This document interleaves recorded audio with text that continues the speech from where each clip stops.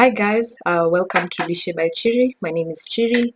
Welcome to our second video. Before we get into the video, I wanted to thank you guys for your support in the first video where I was talking about how to boost immunity with regards to the COVID-19 pandemic. Thank you so much for your kind comments, for your feedback, for sharing, subscribing and liking the video. Today I want to talk about intermittent fasting. I know most of you have heard about it. It's something that's come up within the last couple of years. So I wanted to basically share with you different methods it's done, share with you about the risks, the benefits, and basically just weigh in as a nutritionist about the whole matter.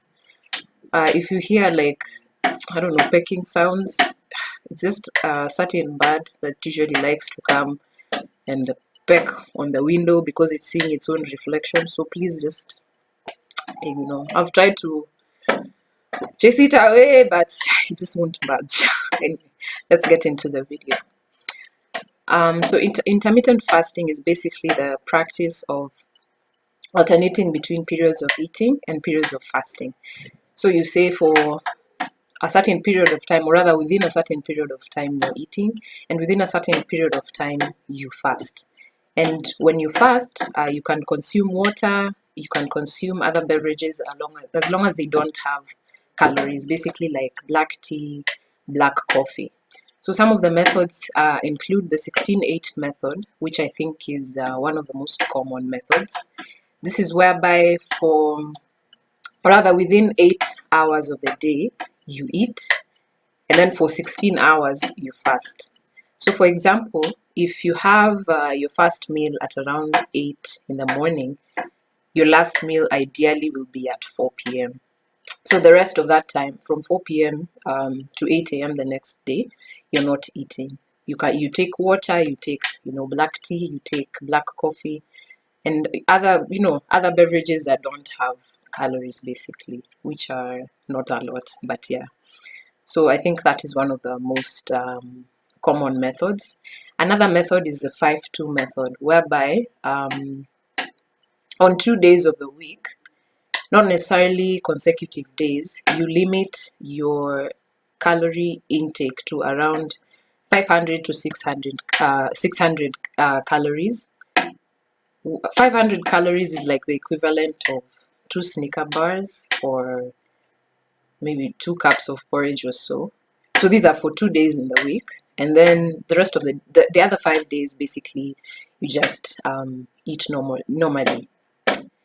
Another method I saw is the warrior diet, which basically means that in the early hours of the day, let's say morning to afternoon, you eat raw vegetables and small bitings of fruits. And then by the end of the day, or rather at dinner time, you consume one large meal, which for me, I think is quite impossible. Because in my experience with fasting, like you can be fasting, even for religious purposes, the chances of you eating a huge meal when you break the fast are actually pretty slim. For some reason, it's like fasting reduces your appetite in the evening, or rather your desire to eat in the evening. So I think this method really, for me, at least in my experience, wouldn't work. Then another method is the eat, stop, eat, whereby for a whole day, for 24 hours within the week, for a whole day, you eat nothing. You just drink water, other 0-calorie beverages. You don't eat anything. So you fast for an entire day. Yeah. So those are some of the methods that I came across. Maybe if you've come across others, you can share with me in the comment section. So one of the risks of intermittent fasting is basically, especially for those people who are at risk of eating disorders, because let me explain to you something. you're fasting. For example, you're doing the 16-8 method where you fast for 16 hours and then you eat for 8 hours. So you fasted for 16 hours. Then when you're breaking the fast, most of us would be tempted to binge and to like eat a lot. And I know it has happened even to me when I have fasted, even for religious purposes. I've been tempted to eat a lot. And so this can be a problem in people who are at risk of eating disorders, because this can lead to an eating disorder called bulimia, where it's like a binge eating disorder. Intermittent fasting apparently can also lead to a psychological condition known as orthorexia, which is an unhealthy obsession with eating healthy. An unhealthy obsession with eating healthy. So you might find that a person with orthorexia is so obsessed with their healthy eating that it's the thing that will preoccupy their thoughts. It's the thing that will preoccupy their minds, such that it might be the only thing they talk about. In fact, you might find that a person with orthorexia, let's say you invite them to a social gathering, and then they're like, okay, what time is it? It's at, 6 p.m. And then they're thinking, okay, at 6 p.m. is usually when, I eat my last meal. So they're like, social gathering, eat my last meal. They're like, I won't go for the social gathering since it falls at the time where I'm supposed to be eating. Yeah, so another risk of intermittent fasting is basically decreased alertness.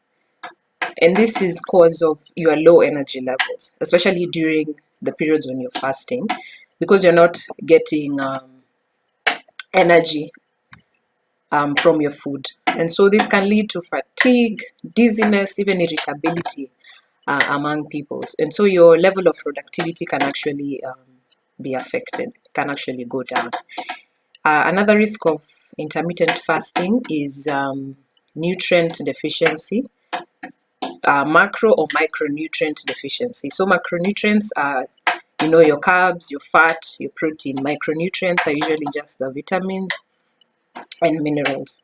Because if you're doing like a method like, for instance, the one where you fast a whole day in the week, of course your calorie requirements might not be met because your intake has drastically gone down, and so you might not get enough nutrients.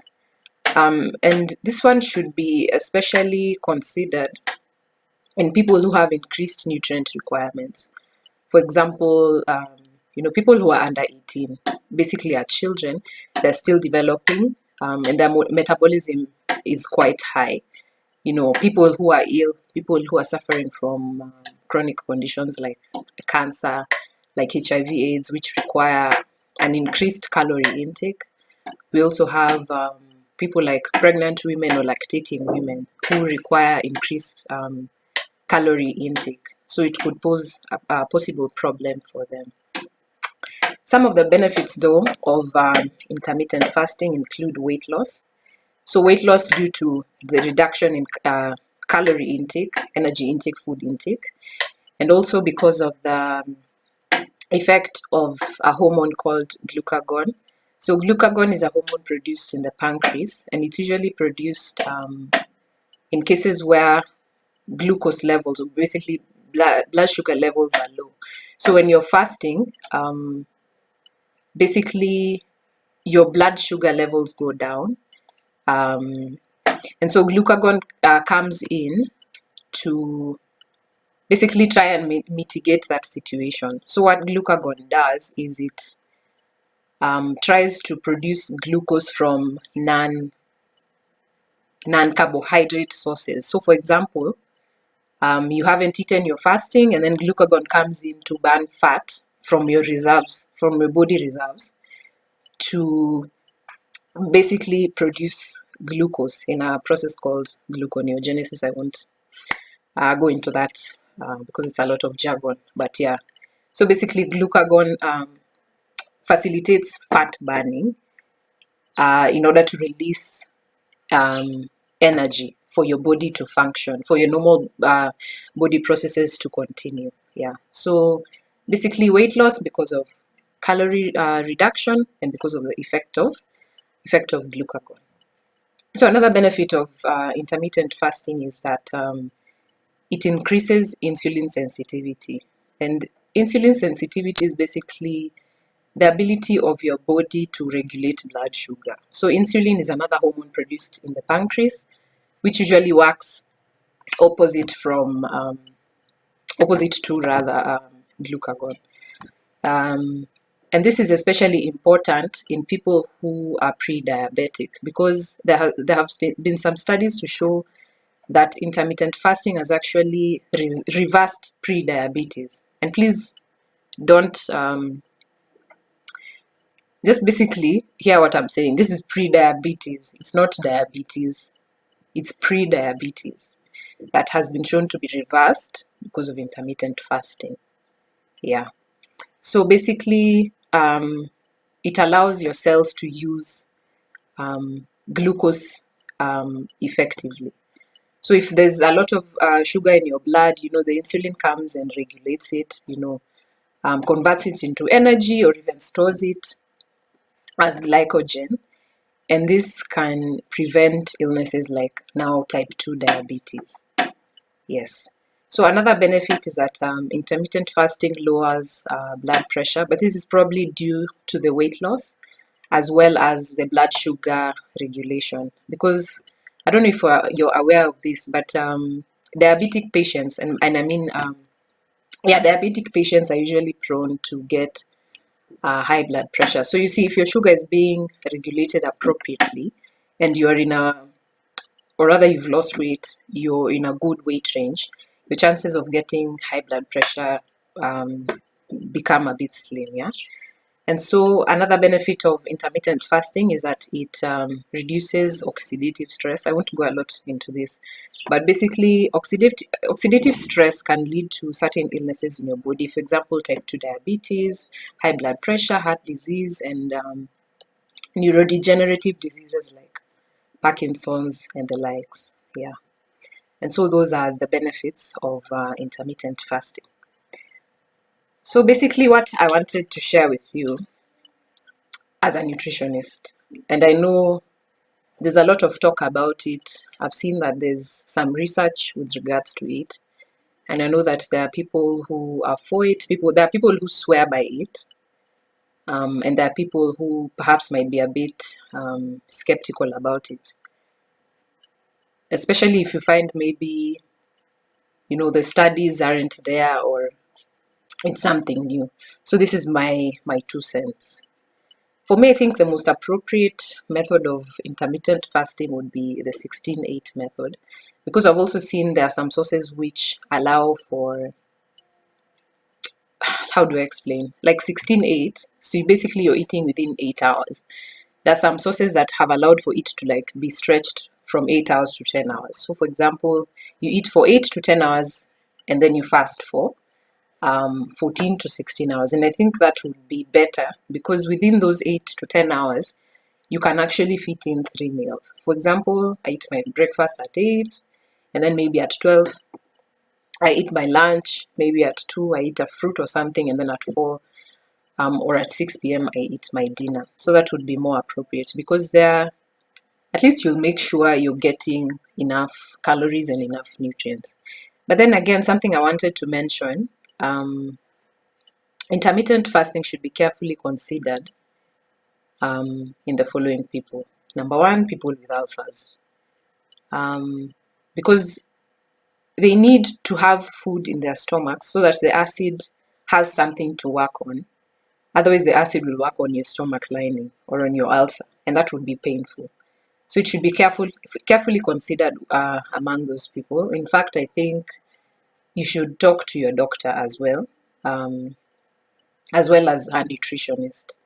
And then another group of people that should be carefully considered are people with type 2 diabetes. Because yes, you have high blood sugars and everything, but there's a real risk of going into hypoglycemia, which is basically low blood sugar. And this one it actually kills people. So I feel like if you have type 2 diabetes and maybe you've seen, okay, intermittent fasting maybe worked for so and so, consider it carefully. In fact, you should talk to your doctor before you do all these things. Then something I want to mention again is basically most people do intermittent fasting because they want to lose weight, and I appreciate that fact.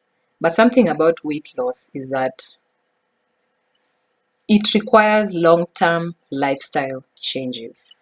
I mean, if you want something short-term, I'll just tell you, okay, drink fluids for the next 1 week or whatever, and you lose weight. For sure you will.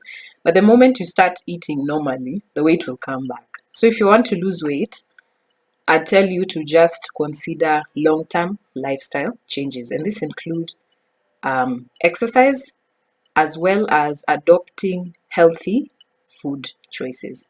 Because I can be intermittent fasting. I'm fasting for 16 hours. I'm eating for 8 hours, and I'm still eating like asubuhi naamkia sijui chipo and chicken and what. So at lunch I'm eating my burger. I'm eating what. I'm just taking soft drinks and whatever. You won't lose weight, for real. So if you want to lose weight, consider long-term lifestyle changes. And then the last thing I just wanted to mention, and this is from a research paper that I show. Oh my God, that I saw.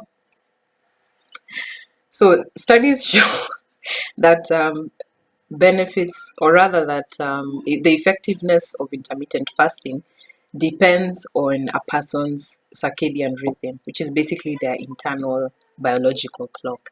And that actually benefits have been seen with people who eat from like morning to afternoon. So for example, if I'm eating for 8 hours, fasting for 16 hours, having my first meal maybe at 8 and having my last meal at 4, as opposed to having my first meal, let's say, maybe at 1 p.m. and having my last meal at 9 p.m. Because in the morning is where like your body processes are peaking.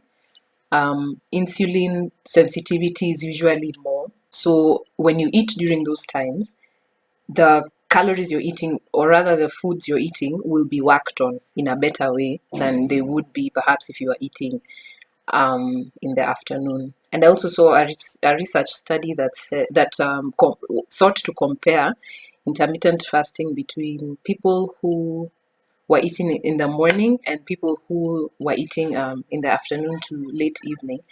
And apparently they found that within the second group, it's like there were no positive effects. So I was like, hey, that's quite interesting.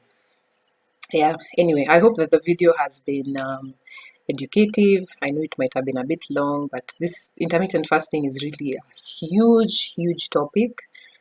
And so I thought to just try and condense it into, a few minutes of talking about it. But thank you so much for watching. Please like, subscribe, comment, give me feedback. Just talk to me, and even just come and suggest topics that you'd like to hear from me. Thank you so much. I'll see you in the next video. Bye bye.